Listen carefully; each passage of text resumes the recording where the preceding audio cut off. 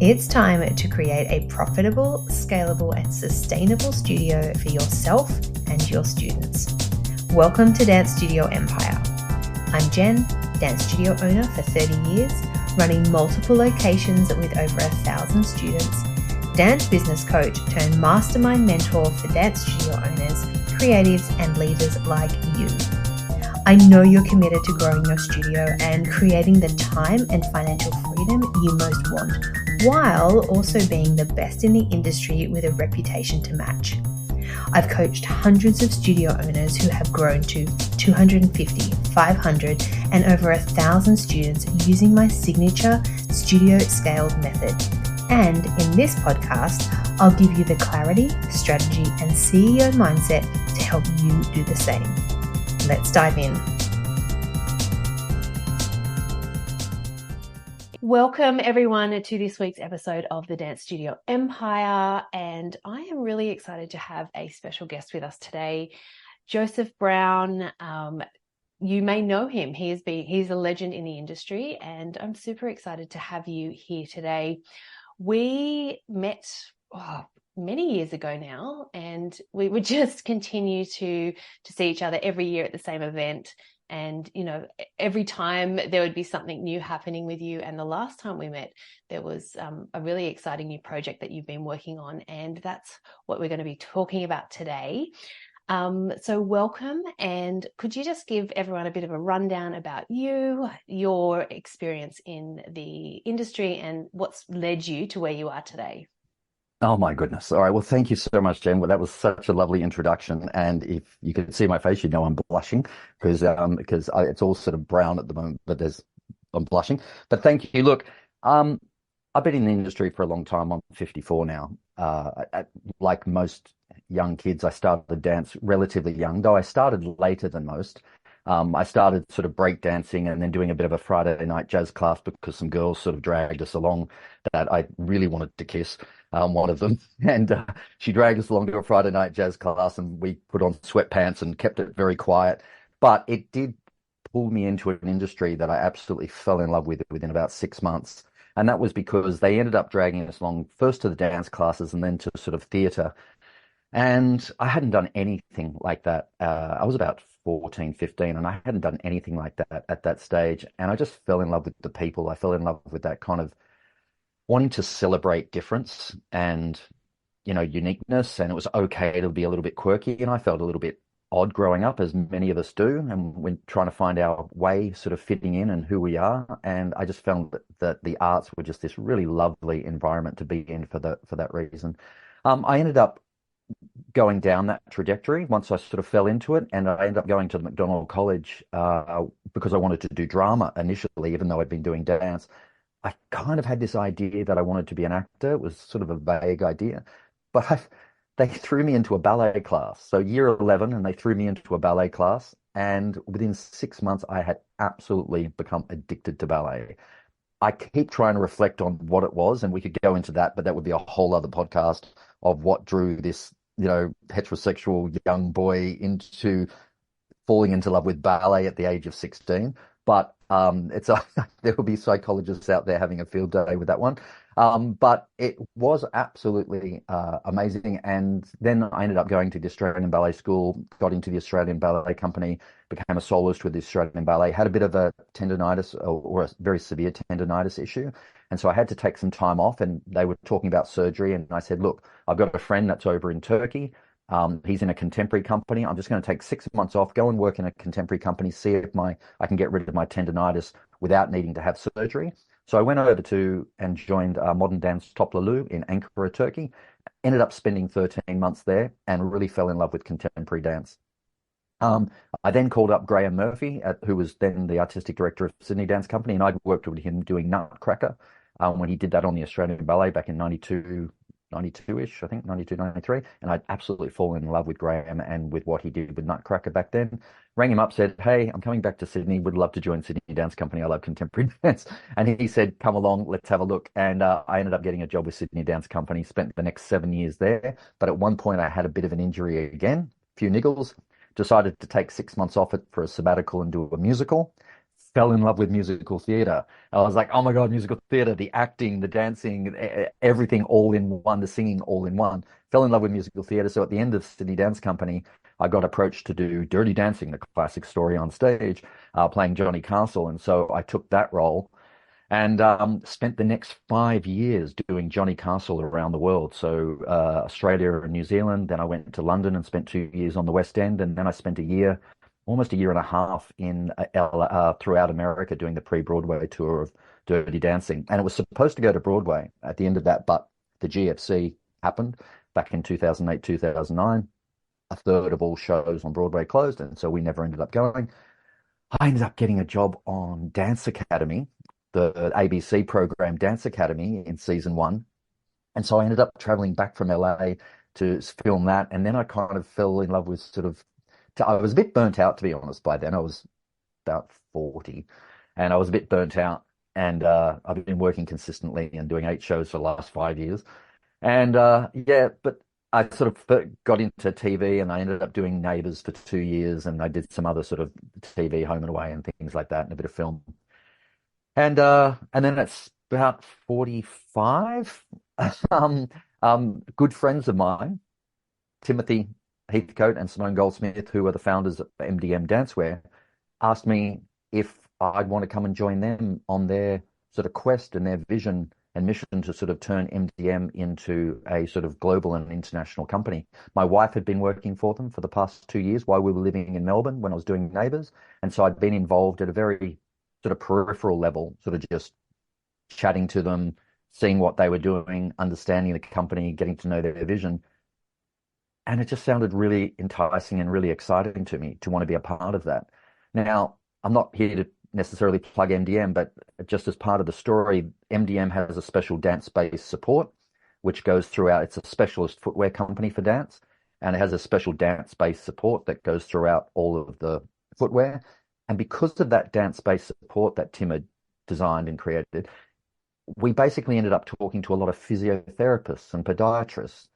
And that led us into an organization called IADAMS, which is the International Association for Dance Medicine and Science. And we ended up going off to their conferences in Sydney and Melbourne. And then we found out there's this big international conference that happens once a year somewhere around the world. It's always different. And we ended up going to the Houston one, Montreal, Finland, to Helsinki, and then Limerick in Ireland, going to these international conferences. Obviously, there was a bit of a hiatus during COVID. And the first one that I went to, I still remember it. It was Houston. And I remember going, oh my God, like I've been in dance for what, 30 years by then or something. And I didn't know half, like not even half, like 70, 80% of all of this amazing information around dance health and dance information. And I remember thinking, and I was a trained personal trainer as well. And I was thinking, so I was already kind of into that and kind of excited by that kind of information. And I thought, how do I not know so much of this? And I just thought, there just seems to be, even with all of the amazing stuff we have nowadays with the internet that connects us, there still seems to be a disconnect, a large disconnect for not all studios, definitely not all studios. Some studios are really on top of it. But I would say for quite a lot of studios, there's still quite a disconnect between in the local studio and the information about dance health, and just realizing how much great information there is out there that can help dancers so they can dance longer, dance stronger, feel better, hopefully continue through their whole lives, not just stop at 16 or 17 or 18, maybe not have injuries in their 20s and 30s. And I just went, we've got to find a bridge. And IADAMS, quite honestly, and they'd be honest about this, they didn't know how to do that. That's not what their specialty is. And there's a lot of great content out there. But those content creators that sometimes they're the best content creators, no, but they're not necessarily good at marketing and branding and telling their story. So they don't necessarily, or SEO, how do you get it out there on the internet? And we just thought if we could create some sort of bridge, pull all of this great content together, make it easy to find, make it really create a platform that was really familiar to users like a Netflix or a Disney or Stan or whatever, then maybe we could I don't know, get more people connected to dance health and excited by dance health because I guess we were excited by it. So we just hoped other people might be too. Yeah. Sorry. And yeah, absolutely. And I think when you talk about that disconnect, I can relate to that because I sit here and I speak, and represent sort of the dance studio owner side of things.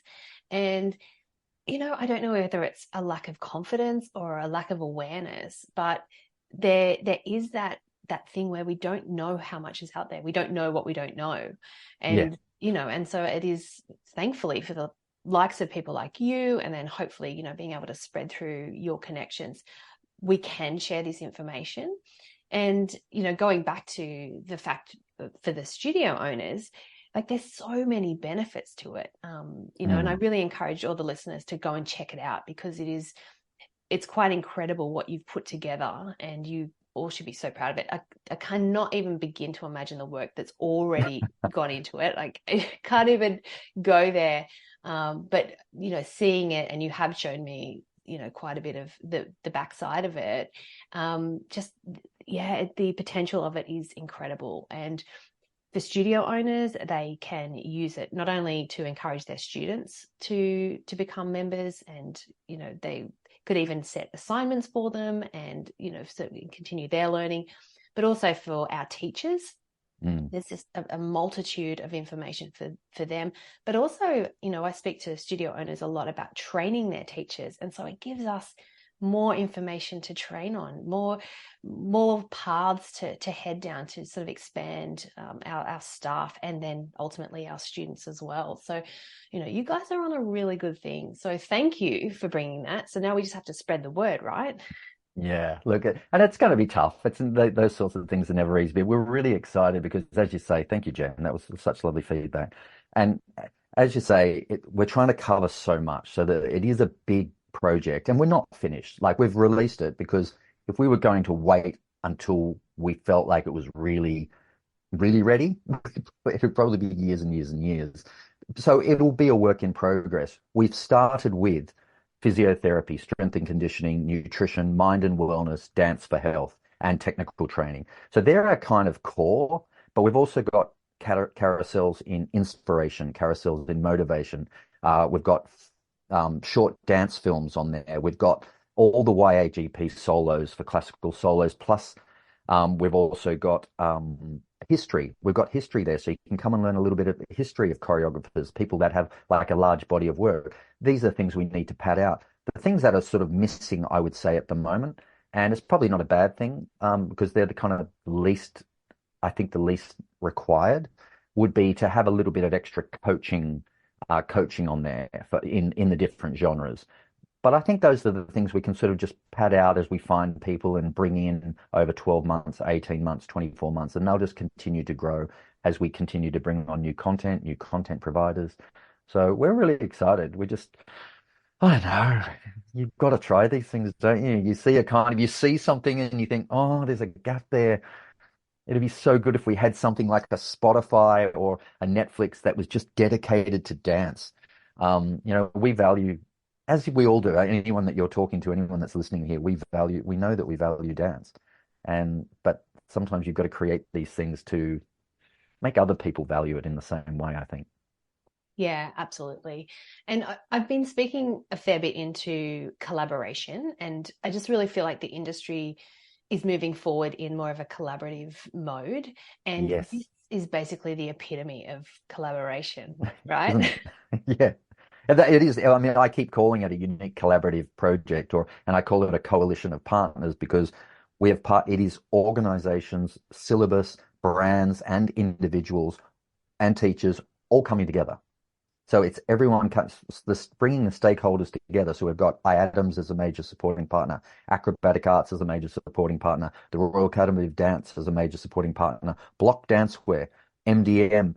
They're all come together for dance health to try to go, if we do it together, and that was sort of our, this is not profound and it's not new in any way. We're stronger together is our basic founding motto. That if we can sort of bring everyone together, then maybe we can get some sort of cut through in this.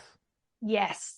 Yes, yes. I love that. I love it. And I think a lot of people are shifting towards that now, which is different from how it was in the industry, 10, 15 years ago. So Yeah. that, Everyone's siloed off in their own yeah, little boxes. Yeah, yeah, yeah. absolutely. And for going again back to studio owners, it's quite isolating and can be quite Mm, lonely going on this journey. And although for many studio owners, they're not wanting to perform or go professional, there still is now this avenue for them to be part of the world, which I think is mm. really, really good for us. So, can you explain if someone was to apply for a membership, what's the actual process about that? And then once they have that membership, how does it actually work for someone? Yeah. So membership is you just go to the homepage of thelibraryaesthetic.com and you can just subscribe. About 50% of the content on there is public access. So you don't even need a subscription to go to the Library Aesthetic and to view about 50% of the content that's on the Library Aesthetic is just public access. It's stuff that we've been able to pull together. We're trying to solve the problem of friction is one of the problems we're trying to solve, which is just trying to make it easier for people to find stuff, bringing it all together into one place.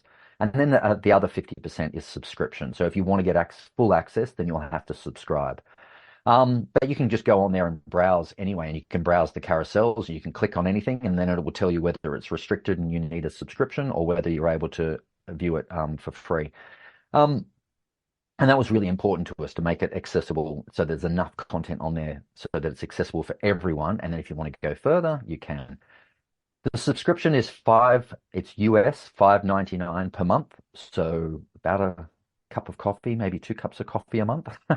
And so it's about $71. That makes it about $72 a year.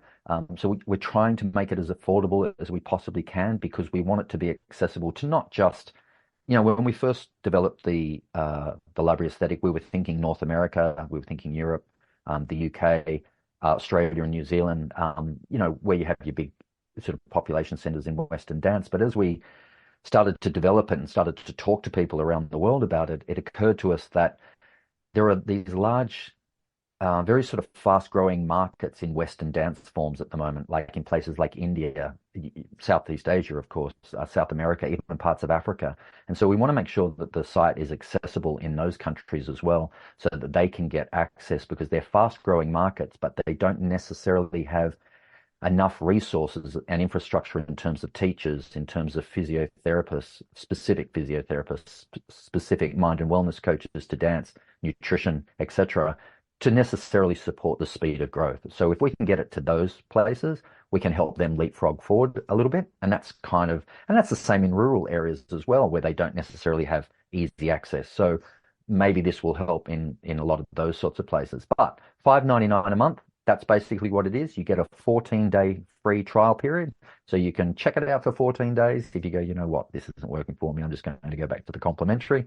Then you can cancel the subscription. Otherwise, $5.99 a month ongoing. And hopefully we just want people to play and explore and discover.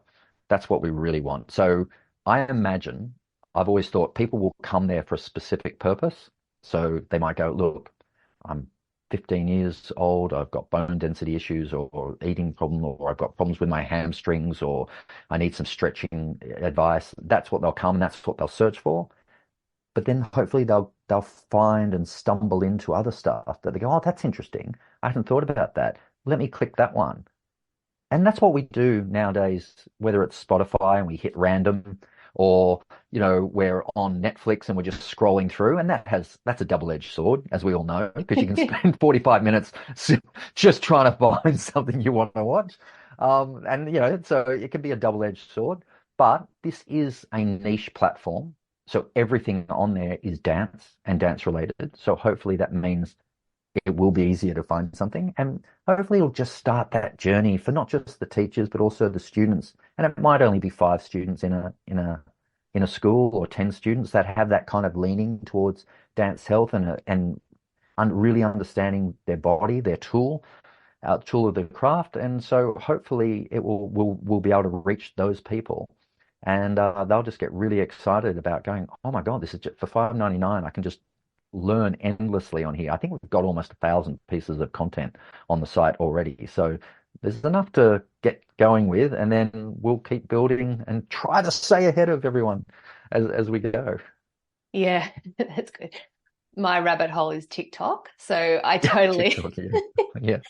So this is definitely a more positive rabbit hole to go down. So definitely. Yeah. Yeah. Look, I'd love for you to talk about how you came to the name. I think it's really interesting, the name that you've chosen and the relevance of it. Could you talk into that? The library aesthetic. Well, I guess the obvious one is it's a library, isn't it? It's a library of podcasts, it's a library of articles, and we have everything on there. So we've got podcasts on there. We've got your podcast on there. We've got articles. There's about 80 articles already on there. We've got lots and lots of videos. There's interviews. So it's a library. It's aesthetic, and we're using the word aesthetic in a very broad way. Aesthetic tends to relate to beauty and something visual, but it doesn't have to, of course. And so for us, aesthetic, and we're sort of we're redefining two things here. We're redefining the word aesthetic, and we also redefine the word wealth. So firstly, we're not redefining the word aesthetic. We're just using it in a very broad way, so that it should be beautiful. It should be a beautiful experience. It should be beautiful visually. It should be beautiful functionally. It should give you a sense of connection and community. It should give you a sense of care, that it's a caring place. So beauty in that very broad term, to say it should just feel like a beautiful positive experience. And so for us, that's what the library aesthetic means. It's just a beautiful positive experience of engaging with information and education and knowledge. And that's what the library aesthetic is. As I said to you just a moment ago, we're also on the platform. If you go to the facts area, you'll see that we also redefine wealth, and we say the library aesthetic is about building wealth. And when you say that, people are going to go, well, what are you doing about it? Is it just a business and making money, venture, blah, blah, blah. But really, what we try to say, what is wealth? And when we think about wealth as having optimal health and time, so that you've got enough time, so you can have more time doing what you love doing in optimal health. And that's what wealth, I mean, anyone who's, my age, you start to really think about health. And it really is just staying healthy, staying in my optimal health, so that I've got time to still do the things I love to do and not being sort of held back. And that's basically what underpins the library aesthetic, wanting to create that for people. And the only way you do that, like, you might be lucky when you're young, but the only way you do that over a longer term is by getting to know yourself and getting to know your body and how it works and how it functions and what your limitations are and how far you can push it in certain contexts. So, and it's about getting to know who we are, isn't it? And that's information and education. So that's the library aesthetic. Yeah, it really is a no-brainer. And I mean, the fact that all of us can jump on and have a look before we even commit to any type of payments, even though it's ridiculously affordable. So I would really encourage everyone listening to just check it out, and not only for yourself, but support others in the industry. I think it's really important that we're there for each other, because that's how we continue to grow and develop into that wealth that you're talking about, which is absolutely 100% on point as well. So thank you for sharing that. All right. Well, if there's nothing else left that you want to let us know about, we're going to get people to check it out and absolutely give us feedback and let us know what you think. But I just always love to finish off these interviews with just asking, who's inspiring you at the moment? Like, what are you following? What are you listening to? Because and it doesn't even have to do with the industry. I just love knowing what people are into at the moment. Wow, that is probably the hardest question anyone's asked me in ages. When you were saying it and you started that, all of a sudden I got nervous. So I was like, oh my God, I can see where this is going. What is inspiring me? And because it's not something I probably think about very often. But as you were saying it, the first thing that came into my head was my kids. Because they're at that sort of 18, my son's about to go to university and my daughter's 16. And just the stuff that they're learning and their growth and the things that they're connecting with, I constantly at the moment am inspired, because I'm watching them and sort of seeing life through their eyes and what they're engaging with. So in a funny sort of way, I would probably go my kids because they're taking me in the newest directions, the most interesting directions that I would never think of going in, and will consider going in. And I love the way they're looking at the world. And so I would probably say my kids would be the thing. The next I would say would be the content providers on the library aesthetic because I had a meeting last night at 9 o'clock with a lady she's in neuroscience for dance. Um, and I'm hoping that she's going to come on as a content provider. She's based in Lisbon, Portugal. And we were just having the most wonderful conversation about her work and this sort of, I'm going to butcher this, but it's something to do with somatic psychology or psychiatry or something like that. But basically, how the body, how we carry everything in our body, all our tension, our backstory, our emotions, and how she has to unlock all of that. And she's able to unlock and find all of the things in the body, and then that helps unlock through the mind. It's just, look, I told you I was going to butcher it, and I am butchering it. And there'll be somebody out there listening that knows all about this and be going, "Oh my God, Joseph, that is terrible. That was a terrible analysis." So I'm sorry about that. But honestly, I found it so fascinating. So connecting with all these incredible, incredible content providers that we have on the platform. Like I was at the RAD conference just recently, Sally Harrison from Strength for Dance. Her knowledge is just off the charts. She gave a presentation at the RAD conference, and I came down to her and I said, "How are you not a millionaire? Like, how are you not a multi-millionaire? That information is just off the charts good." And I don't know, but again, it's just getting that information out there is sometimes a little bit tough. But she was a great presenter. Oh my God, she was so funny as well. And yeah, so I think, yeah, all of the wonderful content providers that I'm chatting with, whether it's yourself in business coaching or physiotherapists, nutritionists, strength and conditioning coaches, I'm just finding all of these people at the moment all over the world, and I'm just going, wow. Yeah. And I've been looking at this for years, and it's still making me go, wow. Yeah. So that's really exciting. Yeah. Oh, I love that. I love that. And I love that it's your kids, and I can relate to that too, because I have kids similar age, Oh, there and you go. that 19 and 17. And I was only thinking the other day, I was like, I love this age. And I know Yeah. people talk about babies, they love the babies, but this age is it's eye-opening. It's eye-opening because the world is moving so much faster.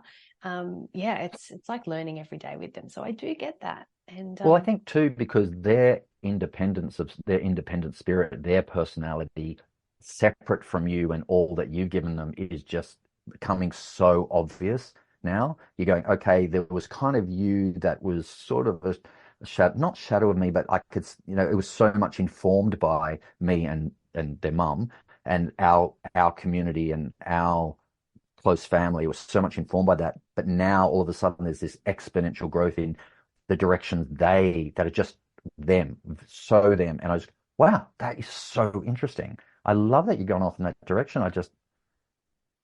Yeah.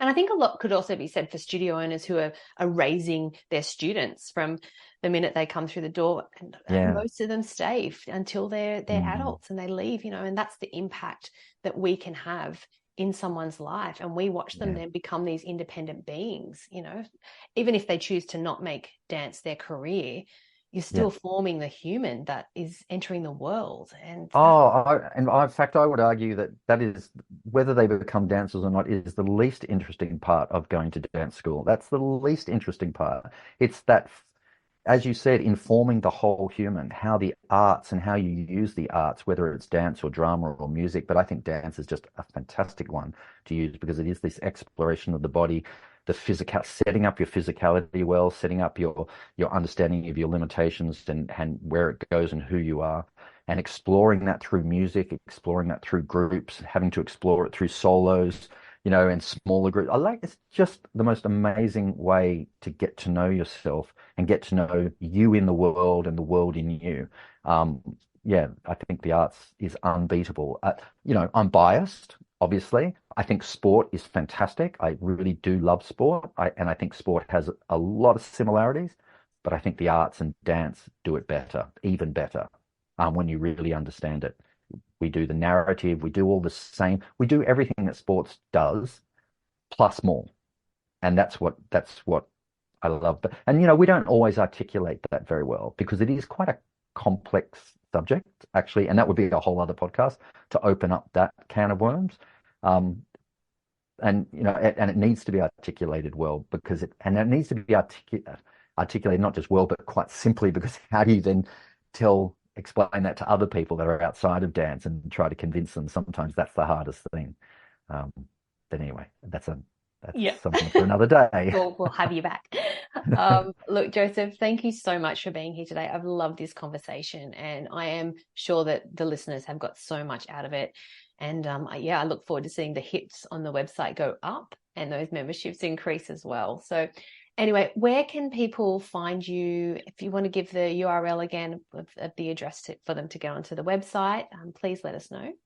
Yep. So it's just www.thelibraryaesthetic. So make sure you put the in, thelibraryaesthetic.com. Perfect. And Jen, it's been an absolute pleasure, as it always is, catching up with you. So thank you so much.